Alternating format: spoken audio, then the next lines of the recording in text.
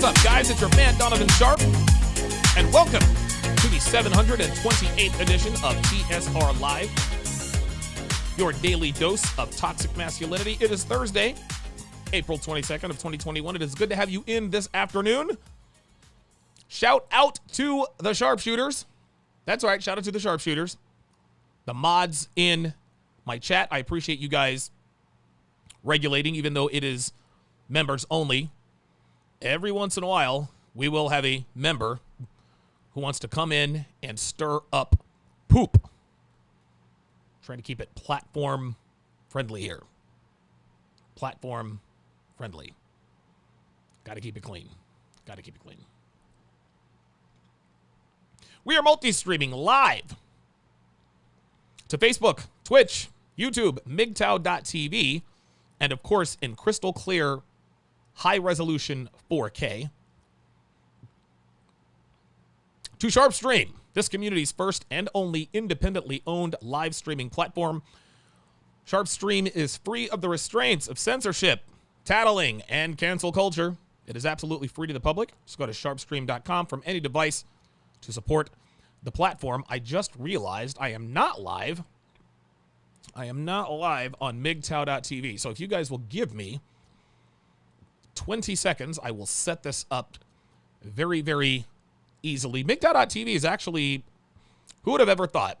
Who would have ever thought that the platform where I have very little chance of getting canceled, if at all, is the very platform that is named after who used to be my arch enemies. My arch enemies. Now, a couple of my homeboys are now, identified at some point as MGTOW, so there I am. I am live on MGTOW.tv. So that didn't take long. Later on in the show, I will be continuing my Temptation Island breakdowns. Like all dating shows, Temptation Island is absolutely loaded with RP truths and confirmation, so make sure you stick around for that. Go to sharpestream.com to watch that. You do not have to be a patron to watch me on Sharpe Stream. It is absolutely free to the public. If you want chat privileges and the ability to watch the live replays, patreon.com/Donovan Sharpe. $5 a month, less than 17 cents a day. Patreon.com/Donovan Sharpe. Let's go ahead and get right to it, guys. A lot of you have heard me tell this story, but most of you have not. And it ties directly into today's topic, how to Frank Castle. I think you guys all know what I mean when I say Frank Castle. I'm not trying to get canceled like Myron Gaines. How to Frank Castle bad behavior your woman displays. Like most journeymen, I've had a lot of sales jobs in my life, guys. I've sold everything from vacations, cell phones, foreclosure listings. I've sold furniture. I've sold magazine ads. I've sold television ads. I've sold cruises, all that fun stuff. You name it, I've sold it. I've been in some boiler room type atmosphere call centers, and this is what absolutely sharpened not only my sales skill, it actually helped me with women. Anyway, like most lifelong salesmen, I've had a few stints selling cars. I work for a few high-end car lots where the majority of the inventory is brand new vehicles, and most customers have the credit to buy them. I sold Audis in the summer when I was 19 years old, after my sophomore year in college. Sold Dodges for a year in my early 20s. Sold a Dodge Viper. I actually made an $8,000 commissions. I've also sold used cars on a couple of occasions. Now, selling used cars, for those of you who don't know, it is an entirely different ballgame. There are different concerns. Customers who go to a high-end car lot, they're worried about paying too much. They're worried about getting price gouged. Well, customers who come to a used car lot, they're worried about the car breaking down a mile down the road. High-end car lot customers, they're not worried about the reliability of the car. It's brand new. It's not going to give you any trouble. It might have 6 miles on it for testing, whatever. They're concerned with the interest rate. Again, like I said, they're concerned with getting price gouged. Okay, used car customers are worried about the car breaking down and credit. Right? Now, if people had good credit, they'd go to a high-end car lot if they didn't have the cash to buy the car outright, which is the smart thing to do. Shout out to Aaron Clary. I will be on his channel this Saturday morning at 10 Eastern, 7 Pacific. But if they don't have enough to get the car and the title, and they have bad credit, they have to go to a used car lot where the credit standards are a little more relaxed. They're a lot more relaxed. Sometimes you have car lots that finance you regardless of credit because they put a GPS on your car, then jack up the interest rate. These are your buy here, pay here lots. Anyway, something that happened to me twice when I sold used cars is I'd have a customer come in and tell me that they have bad credit, right? So, of course, I'm giving them all the lines, Don't worry, we've got you covered.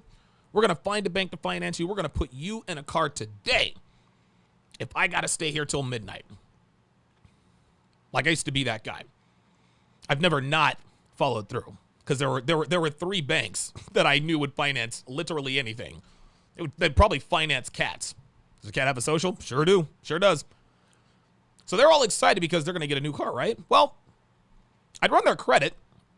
And again, guys, this happened to me twice. Before I finally caught on. But I'd run their credit, and their FICO score would be somewhere in the neighborhood of 650, which isn't the best credit score, but it's not terrible, right? More importantly, it's the kind of credit score that would allow a customer to go to a high-end car lot and finance a brand new car. So the first time this happened, I went out and I told the customer, I said, hey, look, your credit is actually pretty good. You're going to be able to finance any car you want on the lot. Now, the first time I told a customer they had better credit than they thought, they were ecstatic. They were excited. They started looking at the cars, right?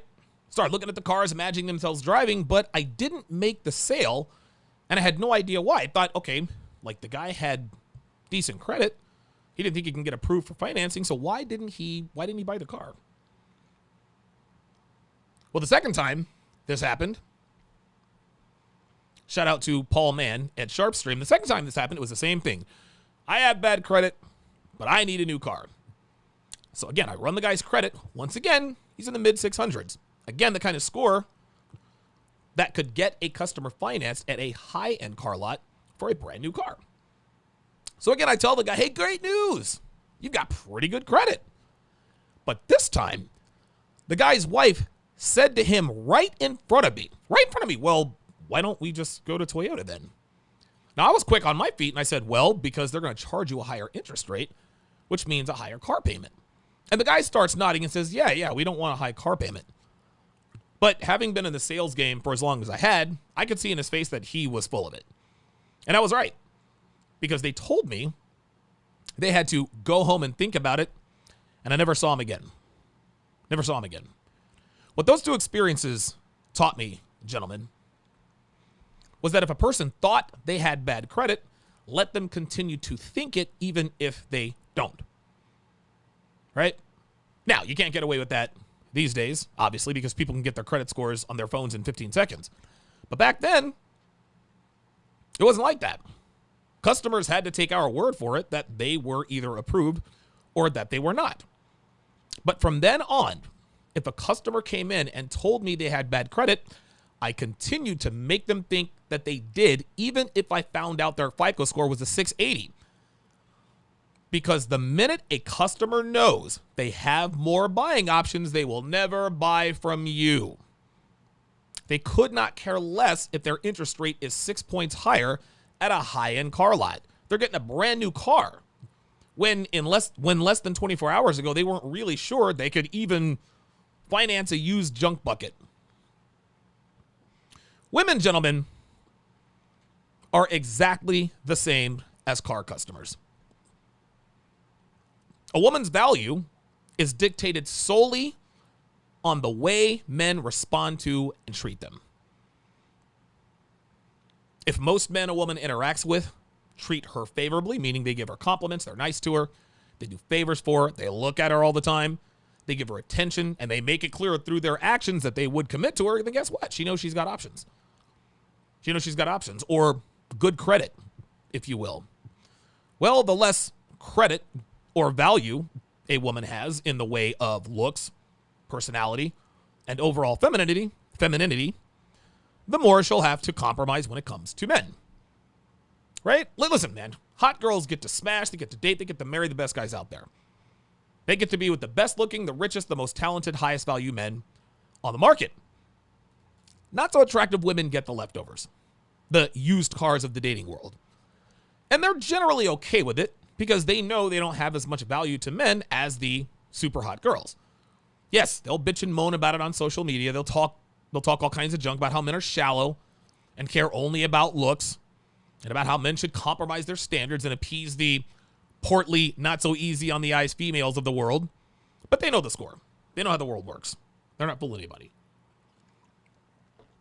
Anyway, to bring it back around here, a huge mistake that most guys are making with their women is the exact same mistake I was making with customers who had better credit than they thought. It's the same mistake that these thirsty niggas make when gassing up these fat, ugly broads. And that is showering their women rather, with compliments and approval, telling her she's beautiful all the time.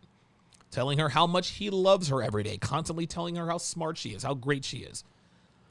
And the same thing that happened to me on that used car lot is going to happen to them in their relationships. Here's how. At some point, all of these glowing remarks about herself, if she hears this long enough and frequently enough, she's going to subconsciously think to herself, I think I can do better. If I can impress Steve this much, then I could easily get with Kevin, the hot sales guy at work.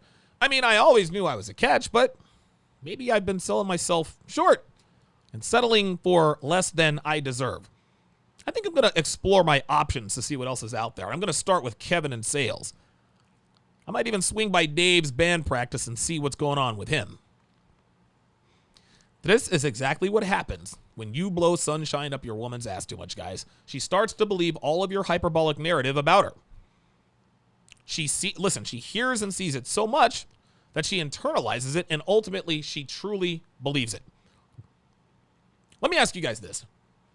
You guys ever seen a 5 who acts like a 10? You think to yourself, why does she act like she's hot?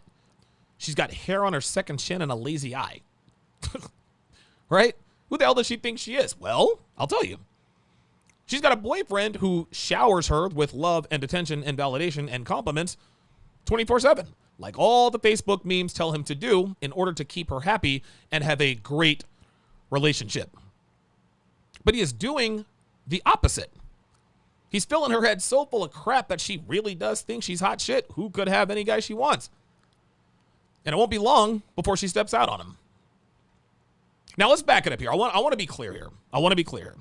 Nobody's suggesting that you never, ever compliment your woman. Okay? Women need validation. They need approval. Most of all, they need to know when they're doing it right. And if you withhold your praise when your woman clearly deserves it, she's only going to tolerate that for so long, especially pretty girls.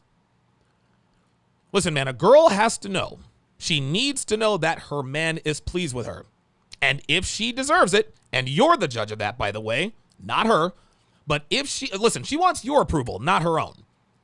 That's what this comes down to. Listen, she can talk all the shit she wants about what a great catch she is and have 150 thirsty dudes agree with her. But listen, all that means dick. What she wants and needs is your approval.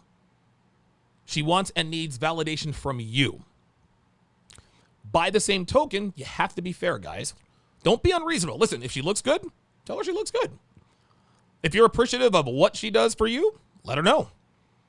But giving her residual approval for something she only does once, guys, that's counterproductive.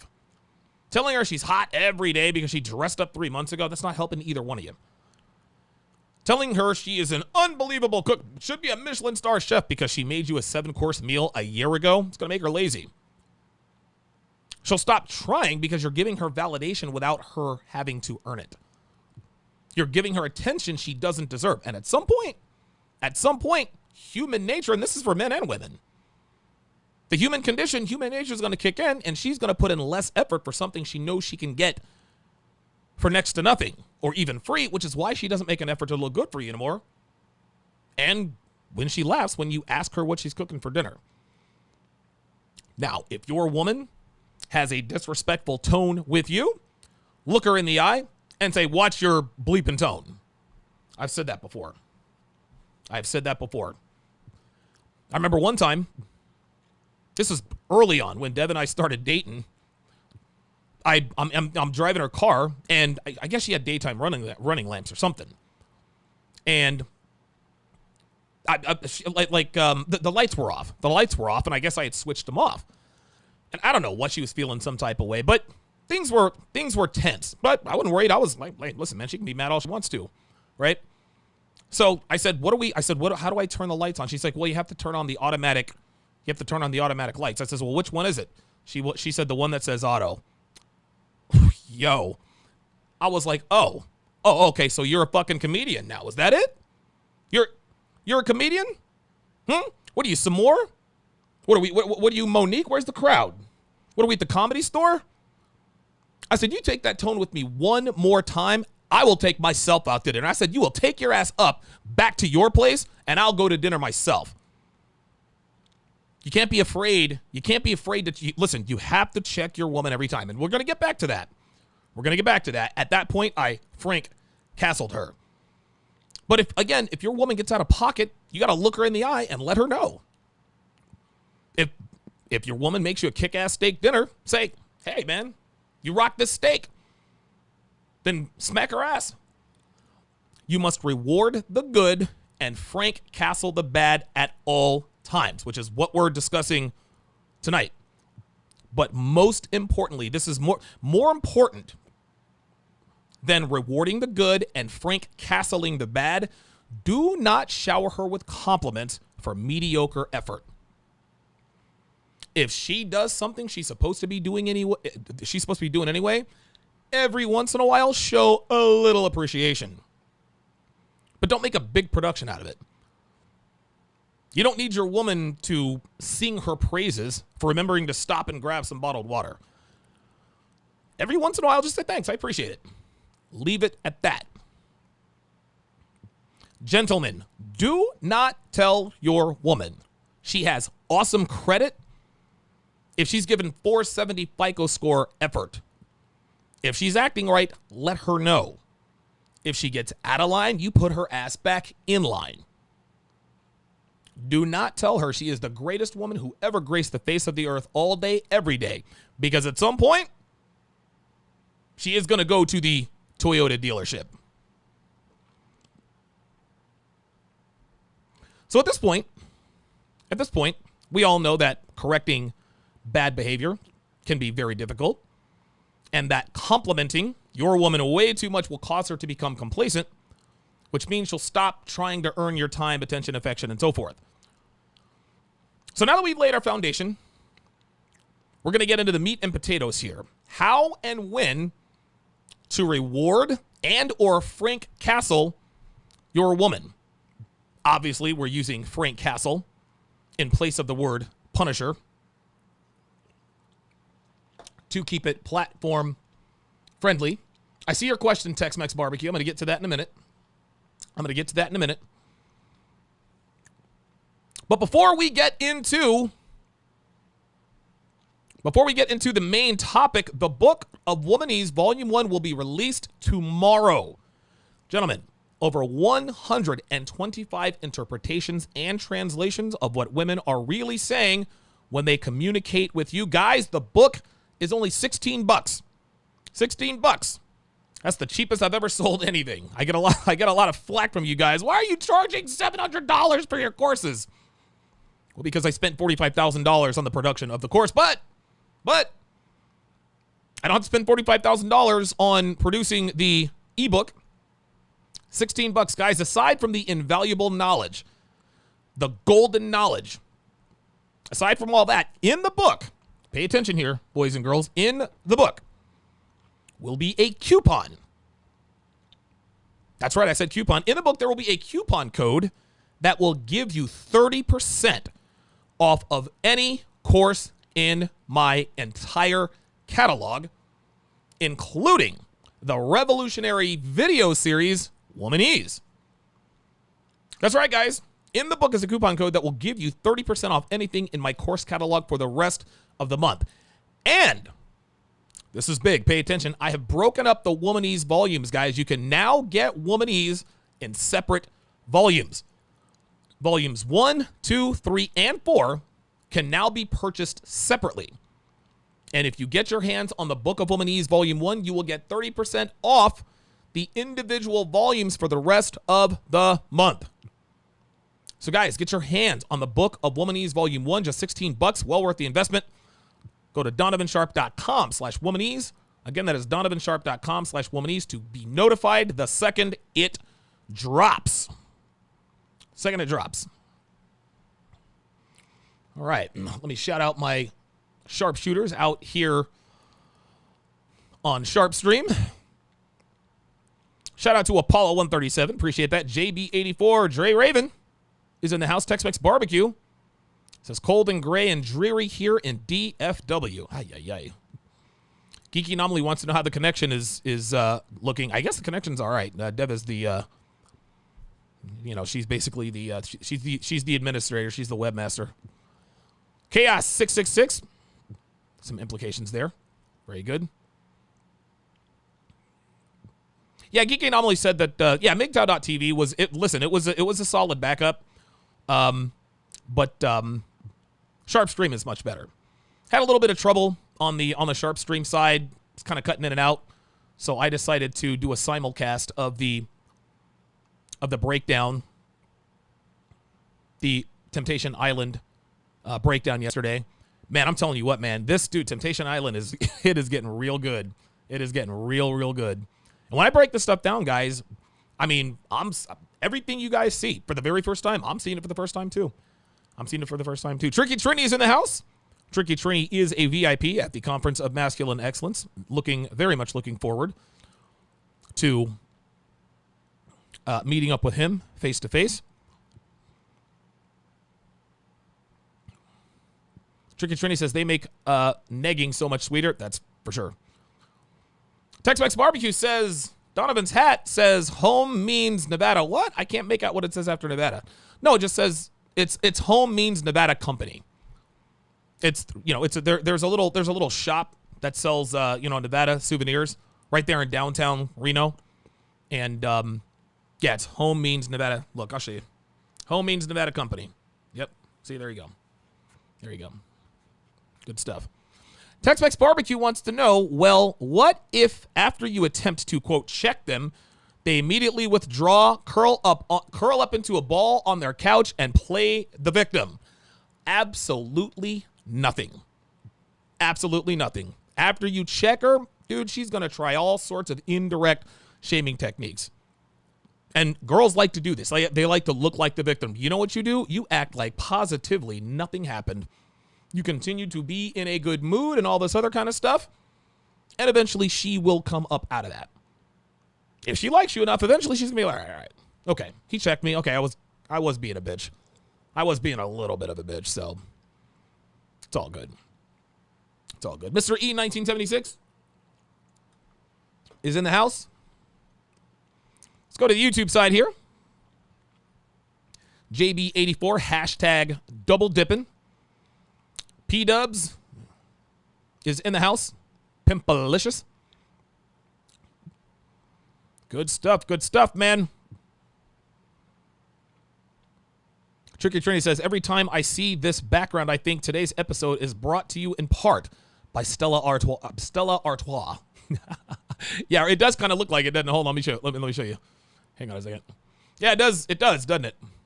It does, doesn't it? Oops. Hang on a second. There we go. Let's make sure that advertisement is up there. Yeah, I actually look much better in with that. But, I don't really have anything else in the background, and I didn't have time to make any slides, so we went with that. Red Pill Mike says there usually isn't much difference from the new year, and it's hella cheaper. Did I miss something? Oh, my first car. Yes. So Red Pill Mike says, I usually buy a 2-year-old certified pre-owned whenever I buy a vehicle, unless I absolutely want a new year model. I like to save $10,000. Dude, I am the exact same way. Now, there's a dream car that I want to purchase. I'm going to get a brand new one of that. But every single car I have ever owned has been pre-owned, used, whatever. I have never, ever purchased a brand new car. Now, of course, Dev, she's a woman, so she has to have a brand new car. So, good stuff. Lorenzo Rox is going to make a great Christmas gift for my pops. Yeah, listen, man, the Book of Womanese Volume 1, dude, $16, man. I'm telling you, man. And listen, all of the subsequent volumes they're all going to be $16 a piece. They're all going to be $16 a piece. And I mean, dude, putting them all together, just because it's so dense with the graphics, I don't think I can put them all together in one. You know, if I were to do that, it'd be $79. 16 times 5 is 80. So, you know. Samishi with the $50 super chat says, saw some stuff magically appear in my library this week, showing my love and support for that. Many, many thanks for all the knowledge and wisdom you're giving out. You got a lot of information to go through. Can't wait to learn. Yeah, so what I did is, if you guys have ever been, if you guys signed up for the Kajabi, if you guys signed up for my newsletter, I just went ahead, or not me, Devin actually gave everyone access to the 49 Laws of Sharpe and 16 ways to immediately disqualify her for a long-term relationship. I mean, listen, it's free, and people can really use that knowledge. So shout out to Dev for making that possible. Appreciate that. C-Dub says, can't wait to meet Tricky Trini at the CME. This is going to be the coolest thing, man. I can't wait to meet you guys. I need to reach out to Freelance Ronan. BK from the Rockies is coming on the house. BK from the Rockies does not have to pay. I haven't heard from Bob in Sacramento in a while. And like, I don't want to imply that anything is wrong, but Bob is an older gentleman. And I haven't heard from him for a while, and I'm a little worried that, you know, something might be amiss. So I'm afraid to email him, man. I really am. But at some point, dude, Bob in Sacramento, he was the first. Listen, Bob in Sacramento was the first person to ever send me a donation. I'll never forget this. He sent me $40 in October. It was $40. It was in October. I don't remember the date exactly. It was in October of, what was it? Was it 2017? No, it was actually while I was still in Reno. Was it in October? I thought I could remember, but he is the first person to ever donate to the show. This was before I even showed my face. And Bob in Sacramento, as a benefactor, he has donated over $3,000 to the show. Him and Red Pill Mike have been, you know, the biggest benefactor. So Bob in Sacramento has supported my show from the very beginning, and I want to get a hold of him to see, because I would love to bring him out. I really, really would. All of my original TSR OGs, all you guys are coming out on me. You know, the dude, Miami J, Freelance Ronan, BK from the Rockies, all you guys, it's on me. It's all good, man. So, JB84 can't make it. Damn. That's all right. Hopefully I can get this thing up to 2, maybe 3 times per year. I think twice a year. One in the spring, one in the fall, you know. But I'm very, very much looking forward to the CME. Things are coming together quickly, and I will say this. Actually, I just remembered this. So we have 6 VIP tickets left.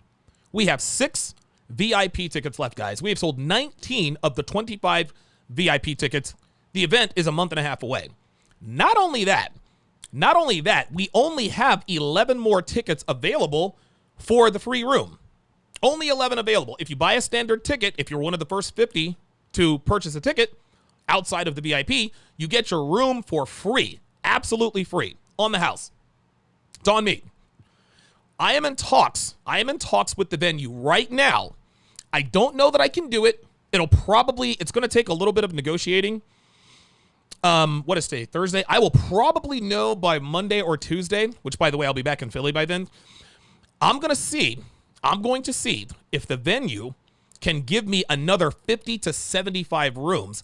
And at that, the guy that my correspondent thinks he might be able to get us an extra 100 rooms. If that's the case, guys, if I can pull this off, every single ticket will include your hotel. Every single ticket will include your hotel. If I can pull this, and I'll make the announcement on Tuesday. So you buy a ticket, guys, all you got to do is get here, and I got you. All you got to do is get here, man. Your hotel room is going to be on me, no matter when you buy. I'm going to feed you breakfast on both days. And I'm in negotiations, actually. I don't want to do the continental breakfast. I want to do like the full breakfast buffet.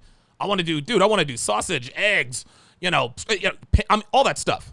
Like and guys, listen, man, I'm sparing no expense. Like at this point, I'm not going to make a profit. If I do, it's probably going to be in the four figures, But the reason I'm doing it like this is because I want guys to have a good time. I don't want money to be an issue for you, because you got to pay for your travel, but then you got to go get a hotel room, then you got to pay for meals. No, man.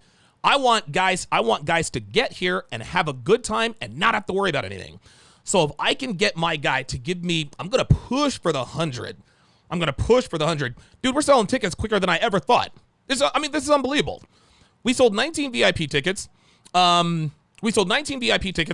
standard tickets. We got 6 VIP tickets left and 11 free hotel room tickets left. We've almost filled up the place, right? So I'm in talks with the venue to try to get me an extra 75 to 100 rooms. If I can pull that off, every ticket is going to include a hotel room. So hopefully. JB84 says deciding between a number 3 between a 3-piece and a biscuit meal or the Woman Eats book. Go with the chicken, bro. Go with the chicken. Go with the chicken, fam. Go with the chicken. All right, guys. Let us go ahead and get this party started. Warning. Again, this is not for the faint of heart. This is not for the faint of heart. This is going to be some heavy stuff. It's going to be some heavy stuff. It's not going to be easy, but this is what's necessary. Now, the first thing you need to understand here in terms of correcting versus frank castling your woman's behavior is that A, correcting bad behavior, that is not easy. It is not easy. B, rewarding your woman is very easy to overdo. Okay, you need to keep these things in mind when dealing with your woman in terms of getting the best out of her, which literally begins and ends with reducing her bad behavior while increasing her good behavior, which requires rewarding the good and frank castling the bad. The second thing you need to keep in mind, guys, and guys, this is probably the most important thing you'll ever hear. The most important thing you'll ever hear when it comes to dealing with women. And I'm not exaggerating here, because knowing and abiding by this rule will literally be the difference between your success and your failures with women. And that is, you need to correct bad behavior no less than 100% of the time, while you only need to reward good behavior somewhere in the neighborhood of 40%, give or take. I'll say it again. You need to correct bad behavior no less than 100% of the time while rewarding good behavior around 40% of the time. Again, give or take a few percentage points in either direction, depending upon the woman, the time, and the circumstances. Now, some of you are probably thinking, okay, Donovan, okay, all right. So what's the difference between correcting bad behavior and frank castling bad behavior? This is a very simple question, very good question, with a very simple answer. And the answer is actually inspired by none other than Rollo Tomasi himself. Correcting bad behavior is explication. Frank castling bad behavior is demonstration. Correction is verbal. Frank castling is nonverbal. It's demonstrative. Here's a quick example. You're out on a date with a girl. First or second date, whatever, right? And she's on her phone. Gentlemen, this is bad behavior. This woman is on your time. If she wants to play on her phone, she can go home to do that. Correcting her behavior would be assertively saying, hey, put that away for me, would you? Okay? Hey, put that away for me, would you? And I've done this countless times before. Hey, you're on my time, sweetheart. Let's put the phone away.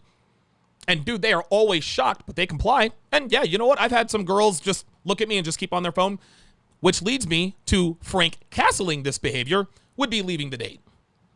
Just leaving the date. Check, please, or just wherever you are, just be like, all right, well, I'm headed home. I've done that before too. Half the time they chase you down and apologize. Half the time they just let you go. That's how girls are. This isn't to say that you cannot Frank castle bad behavior verbally, or that you can't correct bad behavior demonstratively. You certainly can, and sometimes it is necessary to both correct and Frank castle in the same instance. But by and large, correction is explication. Frank castling is demonstration, and we'll touch on this briefly a little later. In either case, gentlemen, it's not easy. It's not easy. Guys, listen, man. Listen. And I'm here to tell you, it is not easy to Frank castle your woman when she messes up. It's not easy to withdraw your attention from her, especially when she's attractive. Right? You've got blue balls because you haven't smashed the last 2 days, but she was a bitch earlier, right? You think it's not easy to smash her that night? You think it's not easy? Gentlemen, and listen, it's much easier for me now because I'm 43 rather than 23. And this is why we always tell guys, man, when you're in your 20s, it's very hard to enforce these Frank castlements because all you think about is peace leave. Part of the reason I'm successful in Frank castling bad behavior is, yeah, even though I love sex and my girl's attractive and this and that and the other, I've got a lot more willpower because my balls are not as heavy. Right? I'm in my mid-40s. I turned, what is this, April? Dude, I turned 44. I turned 44 in August. Right? But guys, I'm telling you, you have to refrain.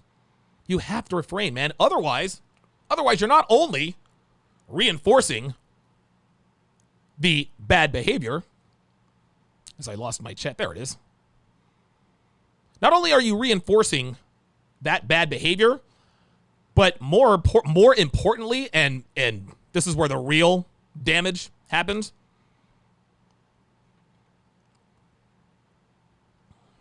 you're showing her that all she has to do is give it the peace leave, and she's out of trouble. You know what that is? By definition, that is putting the peace leave on a pedestal. You are accepting her peace leave as penance, payment for what she's done. And women use their peace leaves to get out of jail free cards all the time. And the women that use their peace leaves to get out of trouble are always poorly behaved. Why is Donovan ignoring you? I was a bitch earlier, but as soon as I go home and give him some peace leave, I'll forget about it. Correcting and Frank castling behavior, guys, it is not easy. It's not easy, man. It's not easy, dude. It's easy to reward good behavior, right? It's easy to take your girl to Atlantic City when she's, giving you world-class meals and world-class Bobby Joes all week. It's easy to surprise her with a gift because you can't remember the last time she got out of pocket. It's very easy to reward your woman. But it is far from easy to Frank castle bad behavior. It sucks. Guys, it sucks, dude. Listen, just like the guy said in the chat, she's going to throw a fit. She's going to play the victim. She's going to cry. She's going to poop test you. Dude, it sucks. Trust me, it sucks. But if you want to get the very best out of your woman, then you must either correct or Frank castle bad behavior no less than 100% of the time. 100%, guys. Tolerating her adverse reaction to your decreasing availability after she gets out of pocket, that is far from easy, guys. It's hard. Listen, man, I've dealt with Devin now for over 5 years. I trained her for a year and a half before I committed to her. But even now, after 5 years of dealing with her, it's still not easy. I care for her very much. I don't want to have to Frank castle her. I don't want to make her sad, right? I don't want to make her cry. But it still needs to be done. Even though it's not easy, it still needs to be done. Guys, remaining absolutely stone-faced when she throws a fit or she plays the victim, like, was it Tex-Mex Barbecue pointed out in the Sharpe stream chat, you have to remain absolutely stone-faced when this happens, guys. It's not easy. Frank castling behavior is hard, guys, but it's necessary. You want to know why it's hard? You want to know why Frank castling bad behavior is hard? Because it works. Because it works. Anybody who has a woman who's just well-behaved all the time in public, like, wow, she's like the perfect girlfriend. It's either in her temperament or the guy's not afraid to put on his Frank Castle shirt and handle his business. So let's move to actually rewarding and Frank castling her bad behavior. What women value the most from us, from men, is our desire, our attention, our time, our affection, and our commitment. Okay? These are what we reward women with. So let's talk about small rewards. Small rewards. Standard little things that she should be doing anyway, right? Genuine acknowledgement and verbal appreciation. Guys, that goes a long way. It really does. Listen, man, like I said, if your woman cooks a good meal, say thank you, right? If your woman builds a mobile app for your business, let her know you appreciate it. Not necessarily a small thing. If you can see that she makes an effort to look good every time you see her, tell her, I'm going to have to come around a lot more if you keep looking like that. Bonus points if you smack her on the ass. Don't be meathead red pill guy. I'm not going to compliment her on shit she should be doing anyway. You're an idiot. You're an idiot. If your girl makes an effort to be a good woman to you by doing the little things and you never give her verbal approval, guys, like I said, man, she's only going to stick around for so long. Yes, she should be doing these things anyway because obviously she wants to make you happy. But guys, this is a two-way street.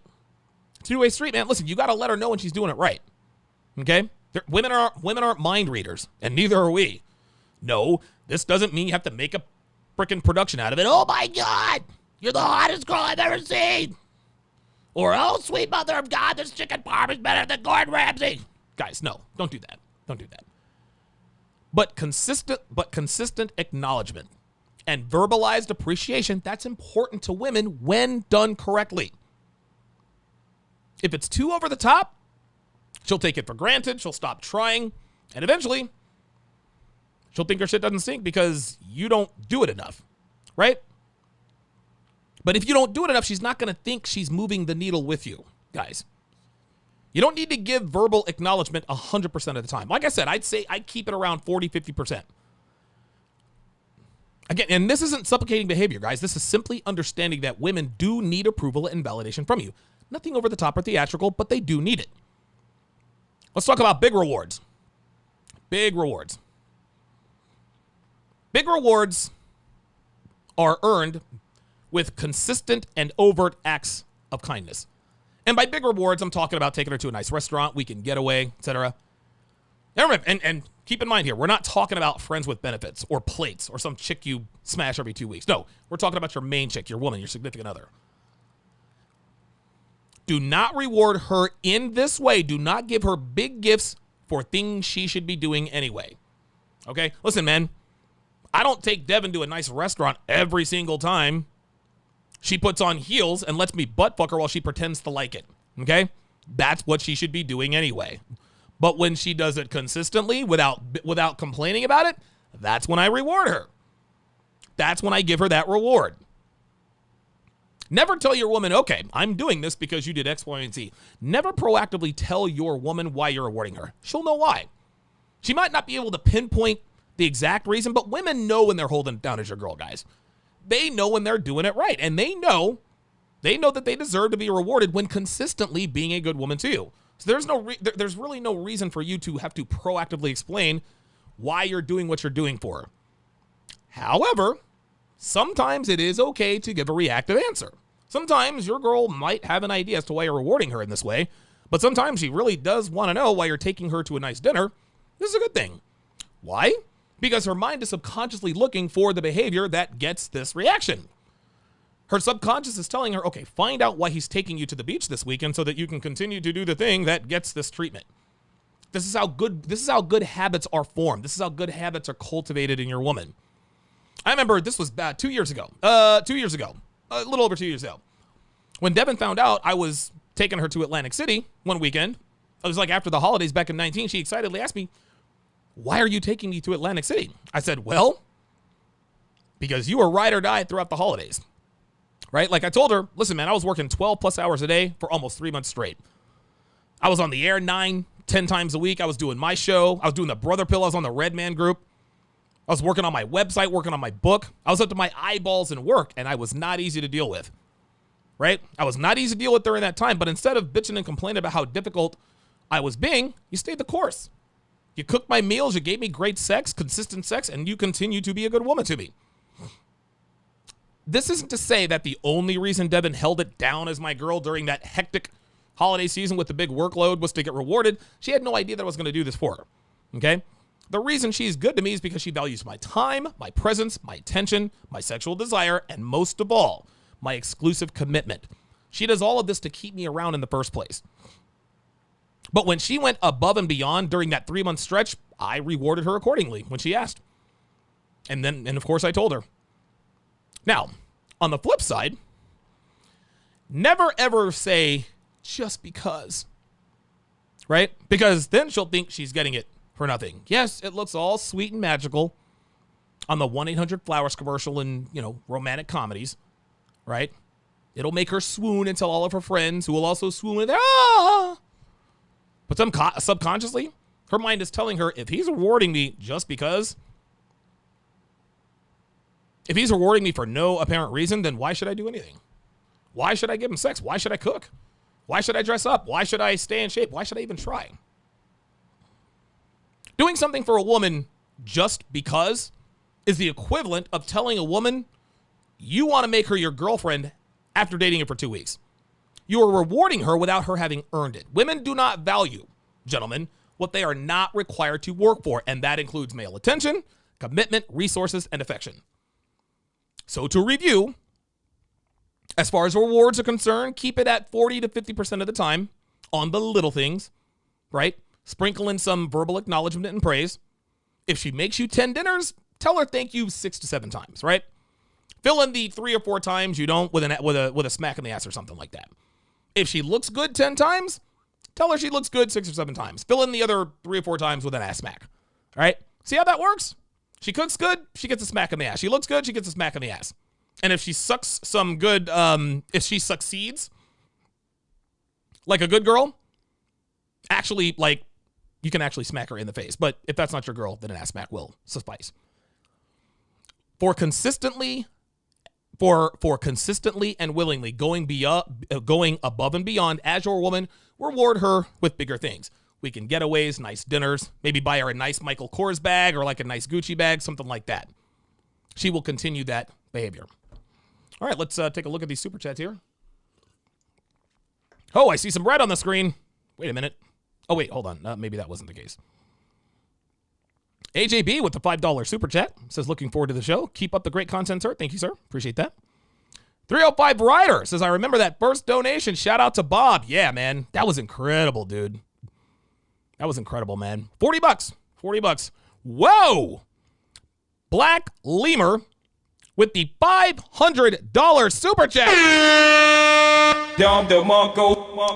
He actually asks a very good question. He says, on this subject, I think you mentioned one reward for 3 acts of good behavior. Do you subtract one when she slips up? Very good question. The answer to that is no, okay? And the reason the answer to that is no is you don't take away a reward if she acts up. You punish, or Frank Castle, the bad behavior. Withdraw your attention. Again, withdraw, and we'll get into Frank Castling and correcting your woman's bad behavior. But yes, you don't have to, like if she does 3 good things, again, we've heard of this before, reward her once for every 3 things she does for you. that kind of keeps it. I think it's called the golden ratio.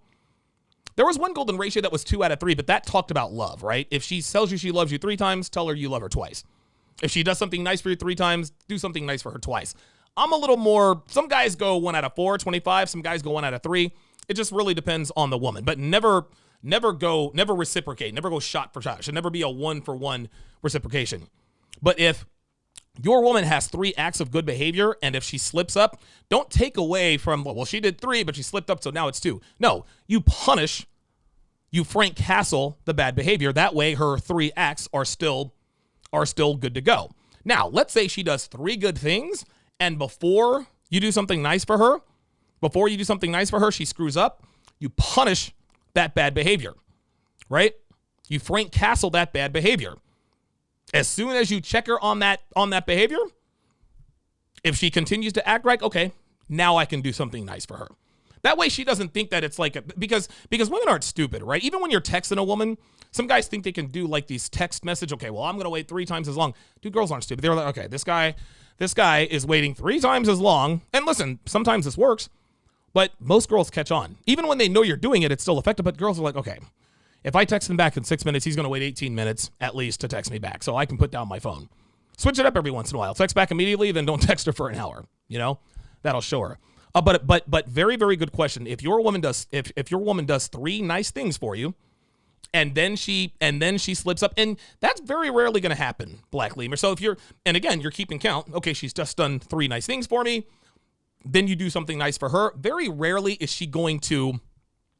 And it'll happen, but very rarely will she actually, do something, get out of pocket before you're able to reward her.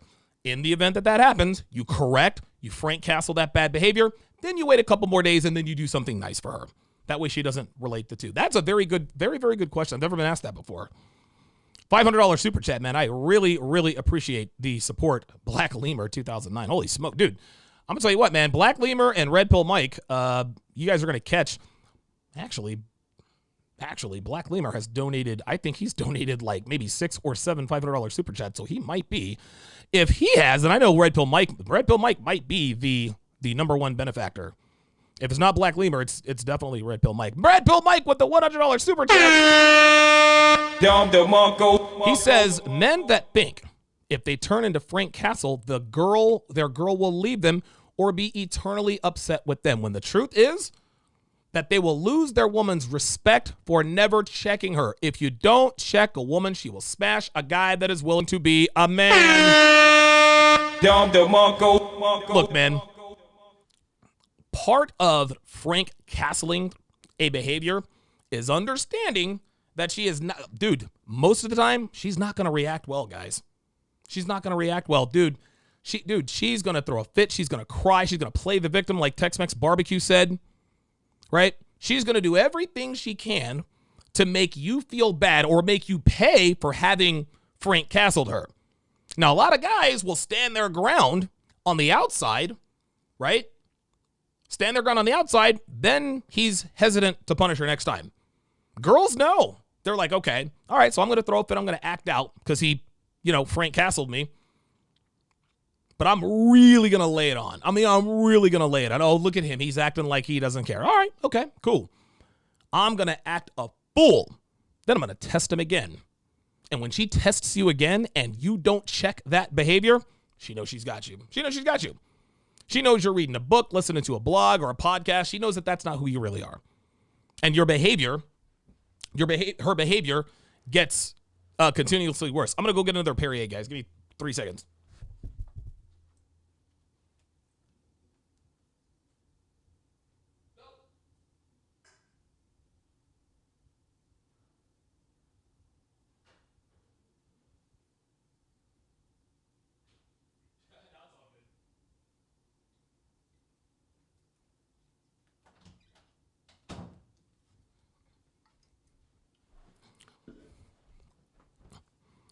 So I got up to get a Perrier, and Dev was right out there in the hallway grabbing it for me. So appreciate that. All right. Very nice. Let me check the Sharpe stream side. Sirius on the Sharpe stream side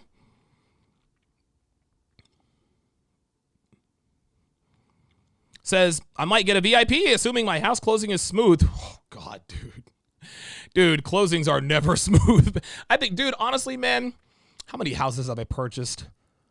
I think I purchased like 7 or 8 houses, most of them, just for rentals. Most of them just for rentals. I might have had one smooth closing. One. Dude, this is why they're closing costs, because it's a pain in the ass, man. But hopefully your closing is smooth. You can get out here. Sirius says, never get attached to a girl. They're all replaceable. I hear you, Sirius. A lot easier said than done. Sirius also says, you need to treat girls like people. If a guy does something for you, you should say thanks for that too. This is important in the workplace when building relationships. People don't have to do bleed for you. Now that I agree with. Geeky Anomaly says, yes, I did that twice in my BP days and it nuked the relationship. Yeah. Good stuff.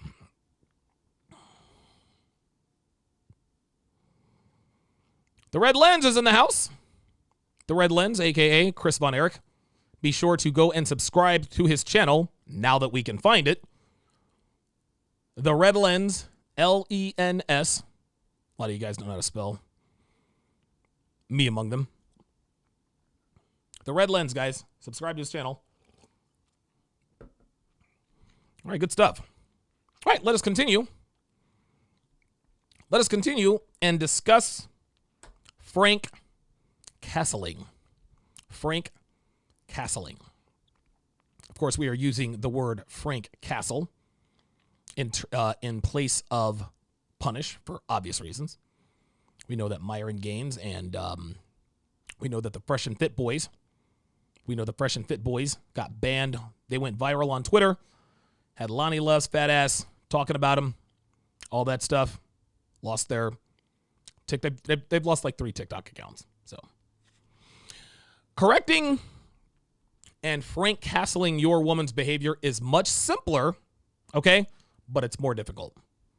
Okay? While we do understand that we can't let anything slide, meaning that we have to correct Frank Castle or correct and Frank Castle bad behavior 100% of the time, we also understand that this isn't easy.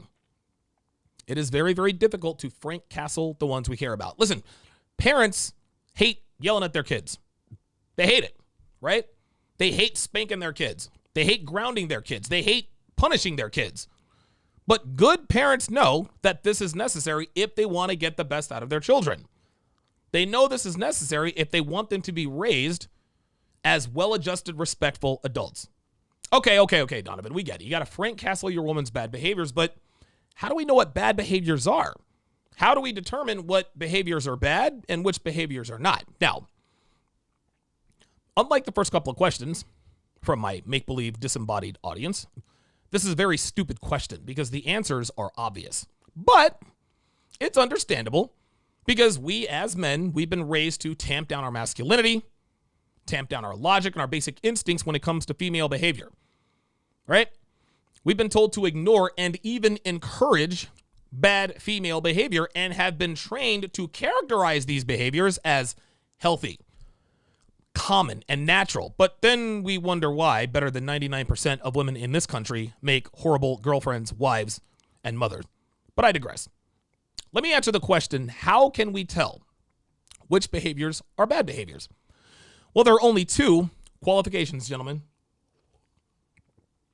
Number 1, that behavior is conducive to infidelity. And number 2, the behavior is disrespectful. And let me add a number 3. Whatever behavior it is, said behavior makes your Y chromosome redline. As in something inside you tells you that what she just said or did is fucked up.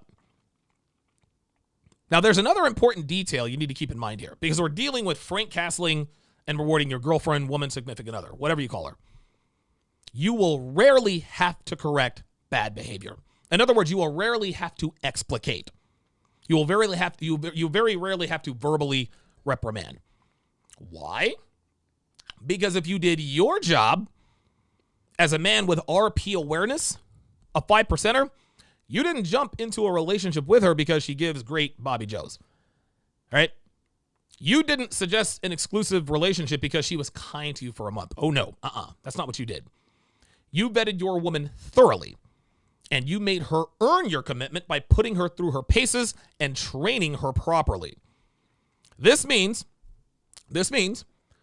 she provided you with great sex, right? Great treatment. None of that stuff was a facade or a mask to try to rope you into a relationship, then pull the bait and switch on you. Okay? You made damn sure she wasn't faking the funk, and she understood what was expected of her. During that time, you explicated and demonstrated. Because again, guys, you have to understand, women, a woman does need time to adjust to being with a man like you. You understood that because she's been taught that her bad behaviors are natural and healthy, there's going to be a learning curve. Right? You didn't act like meathead red pill guy and excuse her after one mistake. A lot of guys say, if she messes up one time, she's gone. I don't care how hot she is. Liar. Liar. You were patient, you were consistent, and you were firm and made damn sure she had what it took to be your girl. Only then did you give her the privilege of being your woman.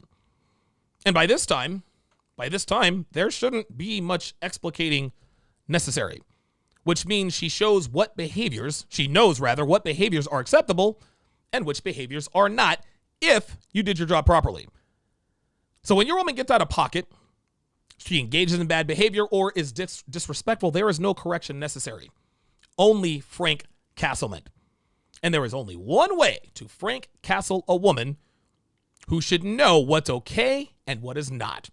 And that is simply withdrawing what she values the most, which is your time, your attention, your affection, and if necessary, if the offense is bad enough, your commitment.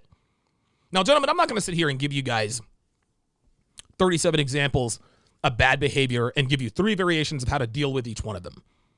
Because at this stage in your relationship with your woman, the only way to effectively Frank Castle and severely discourage bad behavior is the swift and immediate withdrawal of your time, attention, and affection. This means removing yourself from the situation and going dark until she acknowledges, apologizes, and then makes amends for her behavior. And I'll give you one example of all of this in action. Okay? You can apply this to just about any and every bad behavior your woman engages in. And I've used this example on my podcast before. So a lot of you guys have probably already heard this, but this applies perfectly to training, reward, and Frank Castlement. Okay? And this is next level game. You got to have rock solid frame. You got to have rock solid frame. You got to be stone cold. You got to be so stone cold. Here's an example. Oh by the way, I have done this many, many times. One such time, I actually put in a TSR tune when I was smashing a girl by the name of Luce. Lived up in Indian Springs. She tried this. I did exactly the same thing. If you guys want to know more about it, check out the video. Male chicken blocked by my side chick. Anyway, let's just say you walk up behind your woman, you grab her boobs, right? And she knows that this is what you do to let her know is going down.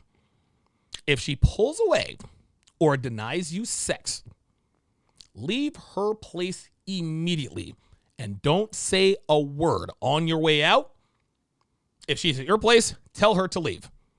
If you live together, get a hotel room. Okay? And I'm dead serious. Get a hotel room. Don't argue. Don't yell. Don't scream. Don't converse. Okay? Don't do any of that stuff. Do nothing but remove yourself from the situation. This lets her know that if she doesn't uphold her end of the bargain, which is sex, then you won't uphold your end of the bargain, which is attention, company, companionship, and as Geeky Anomaly says, your resources as well. He asked, the answer is yes. Right? And listen, she's going to try to argue with you. Where are you going? Don't say anything. So this is just about sex for you? Don't say anything. OMG, this is over. Silence. Okay, I get it. Let's have sex. You can smash. Silence. No matter what she says, no matter what she does, no matter what she asks, do not utter a single word to her. Not a single word. Even if she throws the peace leave at you, because regardless of what she says, she knows why you're leaving, right? Do not turn back. You leave. If you're kicking her out of your place, use the same protocol. Use the same protocol. And make sure you're leaving your place too. Listen, doesn't matter where you go. Doesn't matter where you go. Just leave. If you leave, she'll have to leave too. Not only have you shown her that sex is a requirement for your company, you've also activated, let's go old school, you've activated dread. She has no idea where you're going because she knows you're leaving because she didn't put out. Or because she knows you're leaving because she didn't put out, her imagination is going to start to run wild and it will get the better of her. It will get the better of her. And by the way, don't let her pull the, why are you doing this? Don't let her pull that act, guys. To pretend she has no idea why you're leaving, right? She knows why. And if you take the bait and tell her why, you lose. You lose, guys. You're telling her that you buy the fact that she is ignorant, right? You're telling her that you believe that she doesn't really understand, which means she needs an explanation, which means you did not train her properly to begin with, okay? She shouldn't need an explanation, and you both know it. But if you take the bait and you tell her why you're leaving, you're telling her that you're acknowledging failure during the training process because you're having to go back and explain to her why withholding sex is bad and that it won't be tolerated. She knows why, guys. She knows. Do not give her that get out of jail free card by explaining something to her she already knows. Because now she can say, well, I didn't know. You shouldn't have Frank Castled me. Nah, bitch. You know damn well withholding sex isn't something I tolerate. And remember, guys, this applies to everything. This applies to everything, dude. Texting her ex, being disrespectful, going to bars and clubs with her friends. This Frank Castlement is universal and works in any and all situations. So the night you leave or you kick her out, do not answer her calls or her texts. Trust me when I tell you, she will blow up your phone. She's going to blow up your phone with calls, text messages. She's going to call you an asshole. She's going to tell you she loves you. She's going to tell you she hates you. She's going to send you nudes, all that stuff. Guys, listen, she will be all over the map. And this is exactly where you want her. Do not respond to anything that night. You make her sweat it out. You make her sweat it out. After that night, you run standard dread game for the next couple days or so. Not extreme dread game where you go radio silent for a week. You want to keep her in your orbit. Otherwise, she'll think you've moved on. And if she thinks you've moved on, she'll go and smash another guy. Guaranteed. Guaranteed. So instead, text her maybe 3 or 4 times throughout the day. Short, cold responses like, okay, sure, cool. Do not answer the phone when she calls, right? And you must deny her the ability to physically see or hear your voice for the next 48 hours.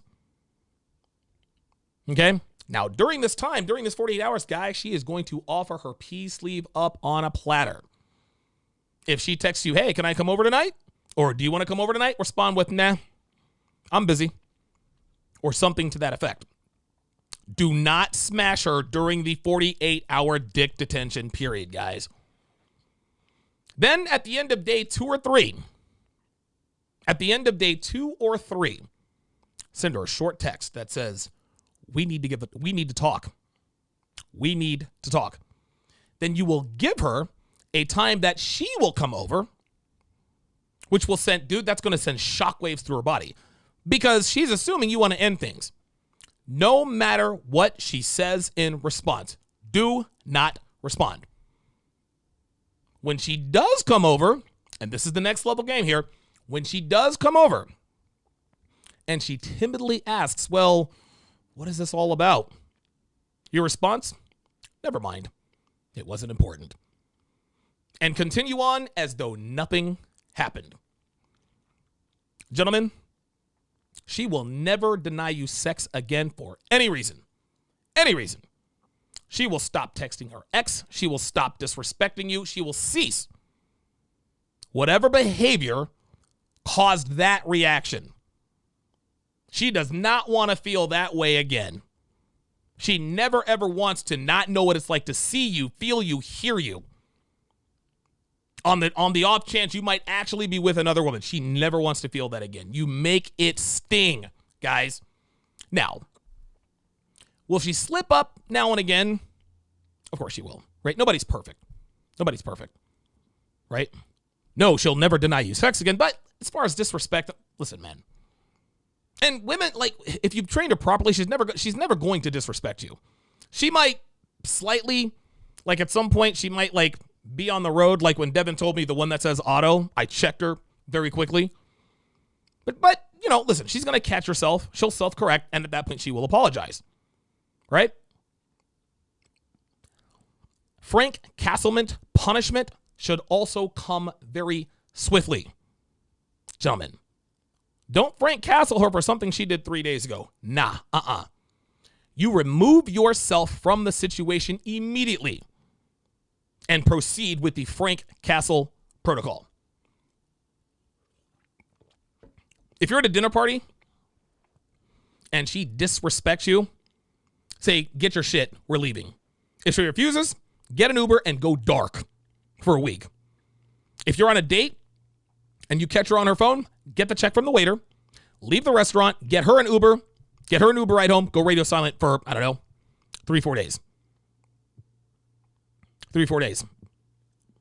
If you're shopping and she entertains conversation with another man in your presence without your permission, leave the store immediately and turn off your phone.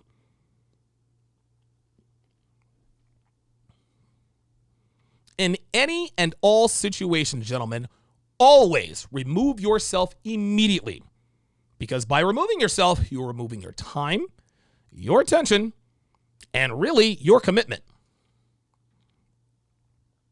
Run the 48-hour quasi-dread game, and that will absolutely correct her bad behavior.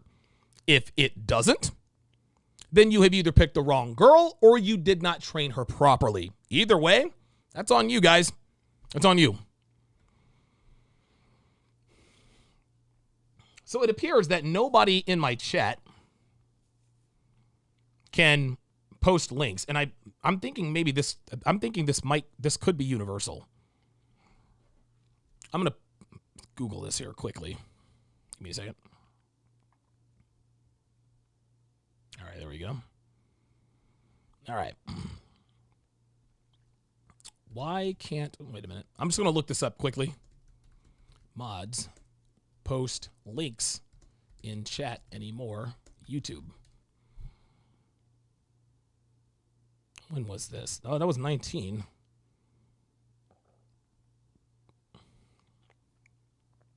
Yeah, I'm not really sure. Deb, we're gonna have to check. We're gonna have to check the settings of my YouTube account. This might have been. Yeah, JB84 said Fresh and Fit had the same issue, so I think this might actually be something that is across the board. Yeah, it's definitely the Google mod doing it.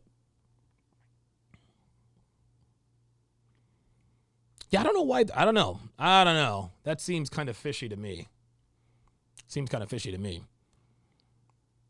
That could also be the reason why I've only got 324 people in here watching. Dude, YouTube never notifies anybody, man. Never, ever notify anybody. I've made peace with that. So it is what it is. Yeah, nobody can post links at all. It's the weirdest thing. Yeah, I think it's, I don't know. I don't know if they're picking on us. Who knows? I don't know.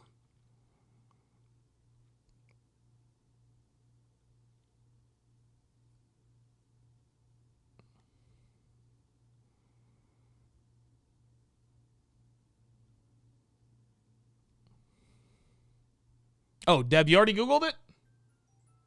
okay? So Dev has Googled it already. Nothing recently. Yeah, that's weird. Okay. All right. Well, Dev submitted a support ticket, so we will see. We will see what happens. Hold on. I just got an email. Hold up. I just got an email from the venue. Come on. Where is it at? I just had it. He's answering. Dude, I didn't think he'd get back with you that quick.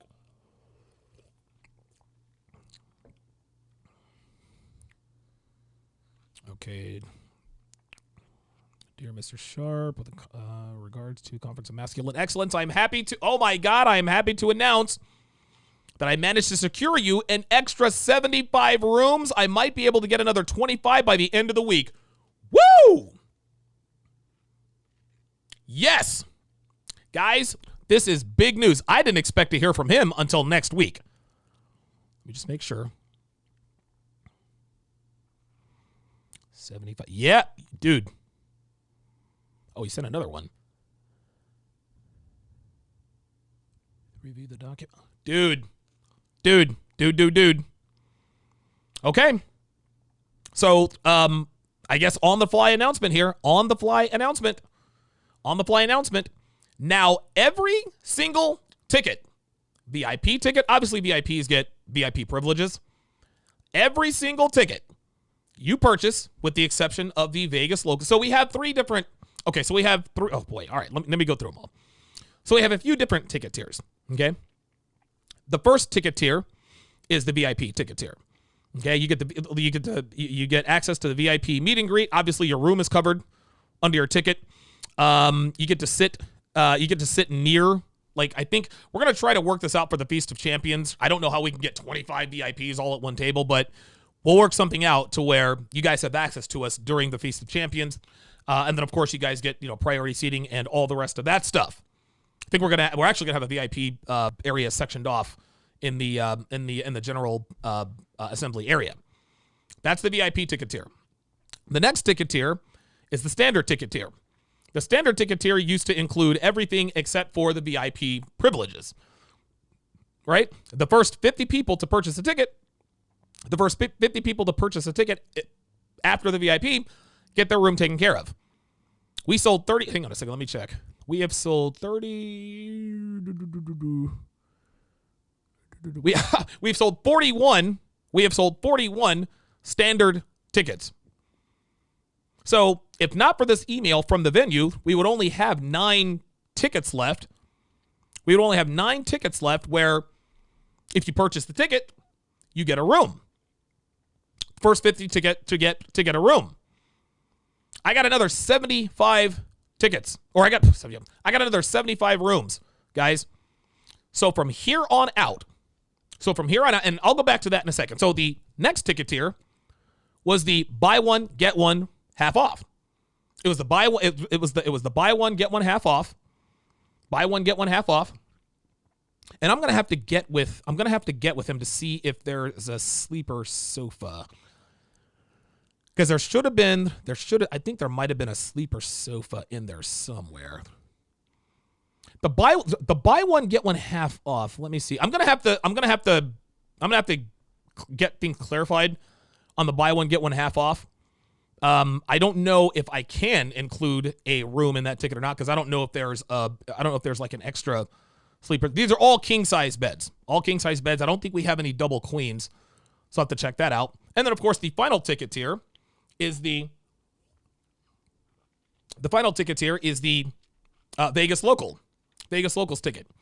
If you are a resident of Las Vegas, right, and you don't need a hotel room, then you can get a CME ticket at a reduced rate, because you don't have to. There's no need for you to have no need for you to get the hotel room, right? The Vegas Locals ticket. But as of right now, as of right this second, and I just got the guarantee. I just got the email.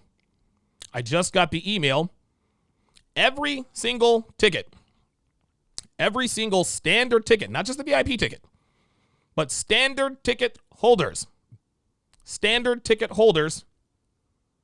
every ticket, and I'm going to have to figure something out with the buy one, get one half off. We haven't sold any of those yet. I don't know if I'm going to, I don't know. We'll figure it out. But as of right now, every ticket to the CME comes with a room. Obviously, with the exception of the Vegas local ticket, which you will get at a much lower rate. So if you purchase a ticket to the Conference of Masculine Excellence, your hotel room is included. So that is now standard. You do not have to be one of the first people to purchase your ticket to get a hotel room.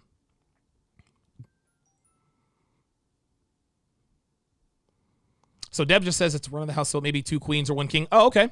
All right. Okay. So I'll see if I can work something out. I'll see if I can get a little bit more clarification. But excellent. Listen, that is fantastic. Fantastic news, man. Fantastic. Very good.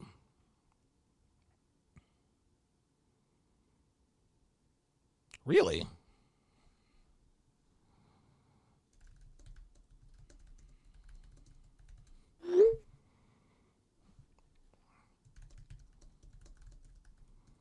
I can't talk about this out loud because there's some proprietary information going on.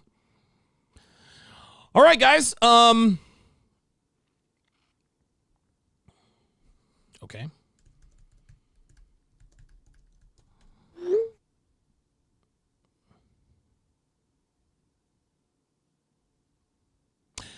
That's a very, very good.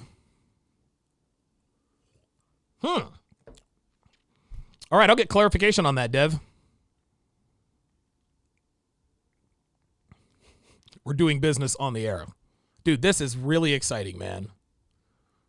This is so cool. This is so cool, dude. This is so freaking cool. This is so freaking cool, man. This is awesome. Every ticket now comes with a hotel room. Every ticket. And listen, it costs me more, but I mean, I think it's only right, man. You know? I think it's only right. So, all right, guys. At this time,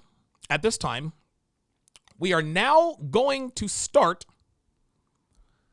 the Temptation Island breakdown.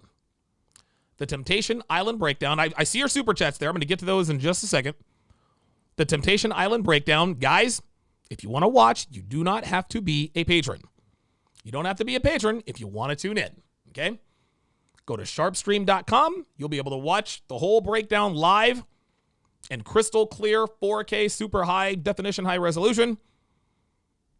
You can watch it for free. Sharpestream.com. Sharpestream.com. Yeah, Geeky. Oh, yeah, definitely. Geeky Anomaly. I definitely will be. I'm going to hire my voice actress to do a new video commercial. That's for sure. Sharpestream.com if you want to watch the Temptation Island breakdown. If you want access to the live replays, if you want chat privileges, $5 a month on Patreon, guys. That's it. $5 a month. That's it. And we have a good time, man. We post all kinds of crazy GIFs in there. Very, very popular GIFs. The most popular GIFs are the ones that people made of me. They made a GIF out of me. And they're also posting Ivan Drago GIFs. Like the Ivan Drago GIFs are very popular. If you'd like to know why, go to sharpestream.com. Find out why.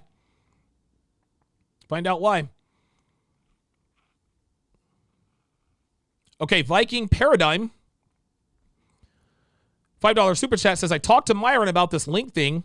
It's a Google bot and it has a, quote, valid reason for it. I can go into more details on the site if you want. Shoot me an email, man. tsr@donovansharpe.com. tsr@donovansharpe.com.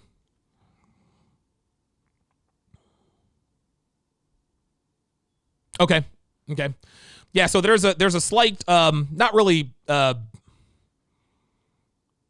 each guest room per the venue, each guest room must have at least one registered guest 21 years of age or older. If your ticket purchase includes the hotel room, you must be over the age of 21. I don't think we've had anybody under 21 purchase a ticket yet. Listen, I could be wrong. We'll figure it out. But yeah, listen, Viking Paradigm, yeah, just shoot me an email, man. tsr@donovansharpe.com. I would love to find out why. I really would.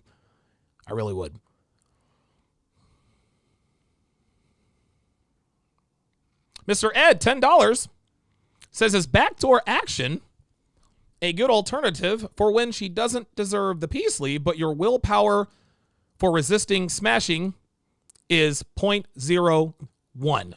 No, that is not a good alternative. Not a good alternative. The reason why is because you're still giving her sexual validation, right? Right? You're still giving her your attention, your validation. Right? Even if backdoor action is uncomfortable or even painful for her, it doesn't matter. At that point, she knows, oh God, I'm in trouble. But if I want to get out of trouble, I got to give him my anus. It's going to be painful, but it is what it is. I'll just, I'll grin and bear it for, 5-10 minutes. Or if she were my girl, I don't know, 34 seconds. My sausage game is so weak these days. My sausage game is very weak right now. I gotta get it back up. Deb and I, we're not smashing as often as we were. That's probably why it's not doing good. But yeah, man, and listen, I understand the question. I do. I understand the question. I understand the concept behind that. But no, you can give her no sexual validation, man, none at all. Even if it's something uncomfortable to her, she still knows that she can circumvent Frank Castleman by giving her your anus. So the answer to that is no. Good question, though. I like that. It's a very good question. Very, very good question. You try to go through the back door to take away your attention. Mark Johnson in Sharpe Stream says, no, stay away until she has complied. Real talk. Kiki Anomaly says he watched Rocky IV last night. Dude, Rocky IV is awesome, man. It is awesome. Power punches. Dude, Drago's power punches was like 97%. Nobody ever misses when they swing. I think every time Drago threw a punch, he hits Rocky. That's what I love about these movies. It's like, ay. The interesting thing about that movie, the very interesting thing about that movie, and I got to go back and watch, there's this YouTube video that says, how did Rocky get in the best shape of his life for Rocky IV? And then they did one of Dolph Lundgren, like what he did. It was actually very telling. Dolph Lundgren and Sylvester Stallone lifted weights. Dude, they lifted weights for 3 hours a day. Then they would go and shoot for 3 hours. They would go and shoot for 3 hours or whatever. Then they would go back and lift weights again. Like, dude, they were really hitting it, man. They were really hitting it. But yeah, man. Geeky Anomaly says, got it, says 10 pounds of force. Correction. This is how good I know this movie. In the beginning of the movie, Captain Ivan Drago is giving a demonstration of his power, right? Manuel Vega is, though the world is ignorant in body chemistry, we wish to educate your country. The average heavyweight averages 750 pounds of force. He looks at Drago, quick, sharp nod, and I will never forget this. So Drago sits there looking at this target, and you could just feel the volcano waiting to erupt, and boom! Like the quickest, dude, he snaps his right hand right into the whatever that thing was. And so we're looking at the PSI go up 1,850 pounds. He says, as you can see, Drago averages 1,850 pounds. So the results, quite obvious. And the guy says, and what results are those? Whatever he hits, he destroys. I know this movie backwards and forwards. I can sing the commercial that was playing in the background when Apollo Creed was playing with his dogs in the pool when he saw the Ivan Drago story.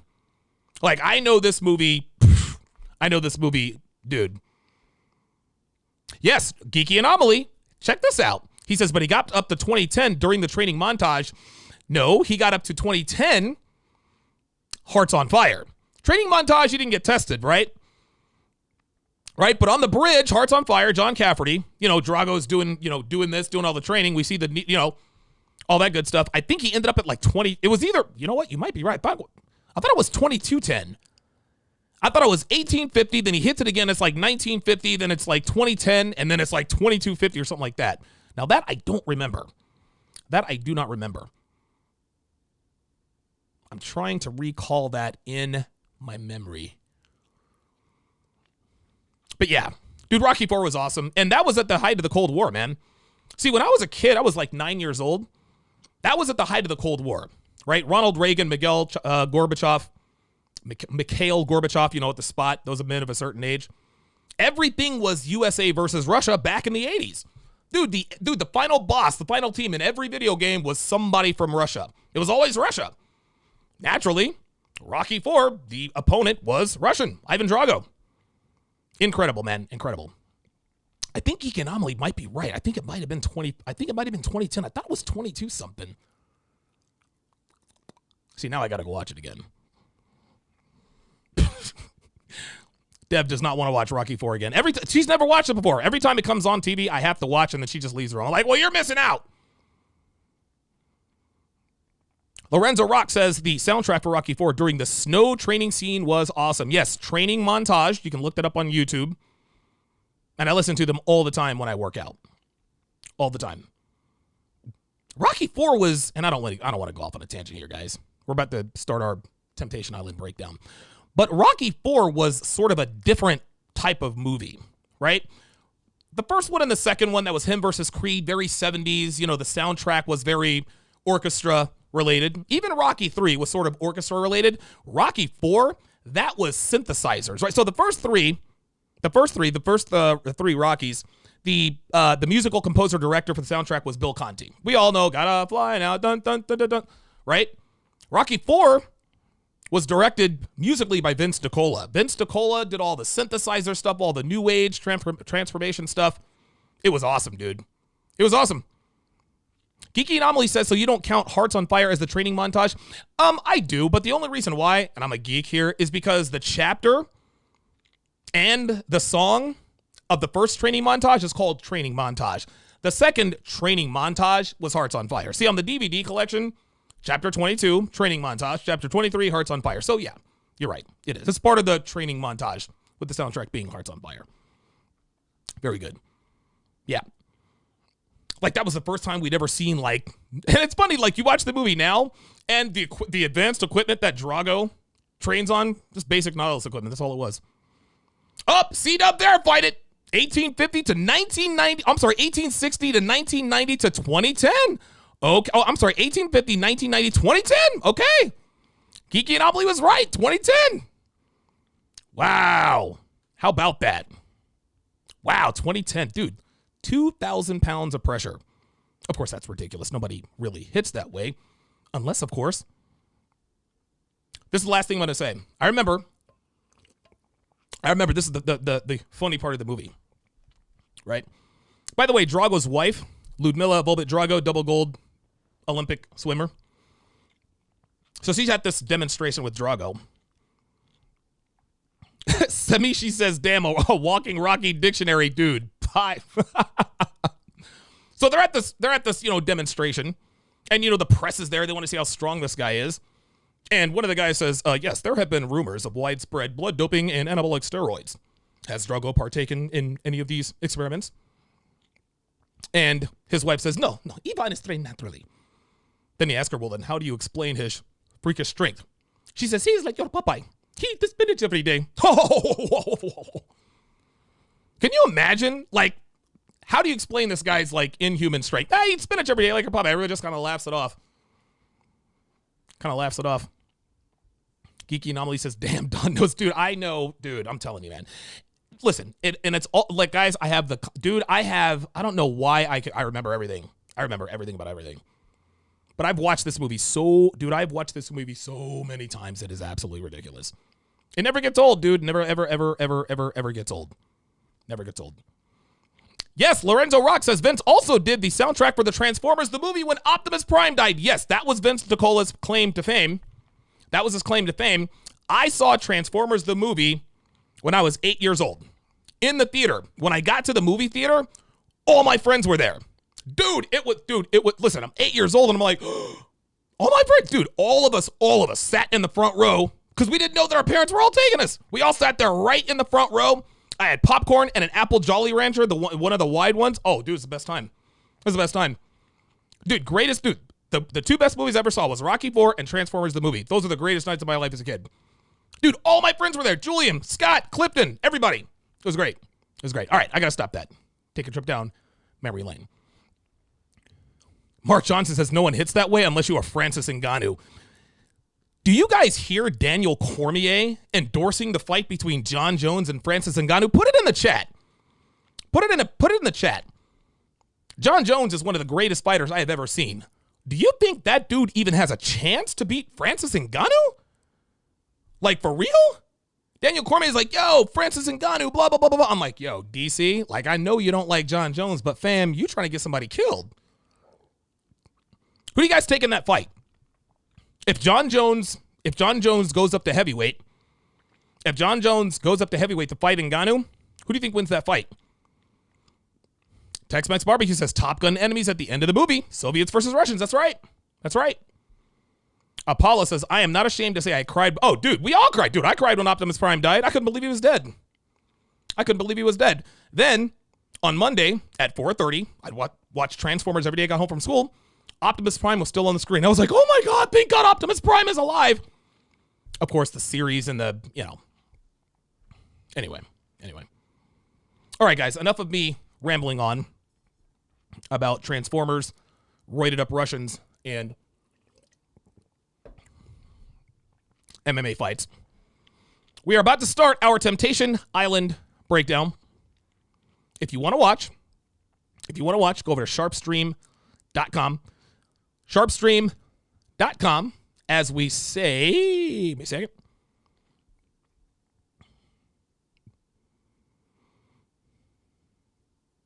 C-Dub says Daniel Cormier wants Francis to Mike Tyson, John Jones.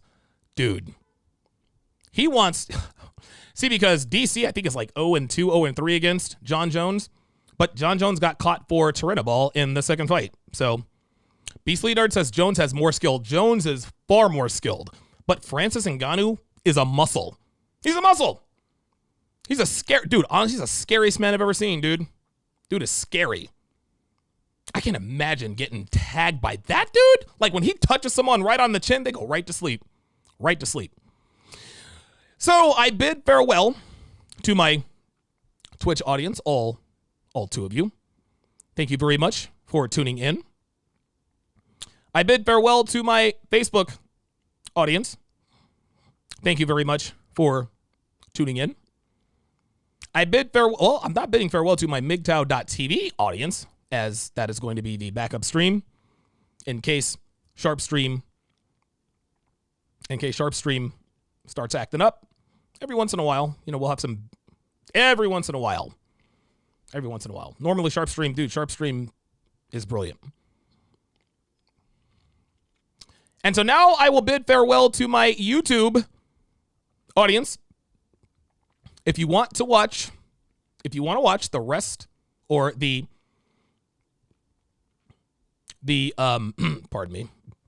If you want to watch the rest of if you want to watch the Temptation Island breakdown, and these are getting real good, sharpestream.com. If you want access, if you want to be able to chat, and have access to the live replays and the archive of live replays, patreon.com/Donovan Sharpe. Couple more comments here. BK from the Rocky says, John Jones has been bulking up for a while. John should have more cardio than Francis, so that would be a long 5 rounds for Francis. That's a good point. He just has to stay away from his right. John Jones is far more skilled than Ngannou, but Ngannou is no slouch. He's no slouch. Like, he knocked out Stipe in the second round. And remember, Stipe submitted him, back in 17, 18? Because Ngannou couldn't grapple, he couldn't wrestle. Like, he didn't know any jiu-jitsu, didn't know any grappling. That was not the case. In their second fight. Stipe tried taking him down, 2-3 times? Ngannou was ready for it. He was ready for it. Stipe knew he couldn't fight him on his feet. No way. So he tried to take him down. Ngannou was ready.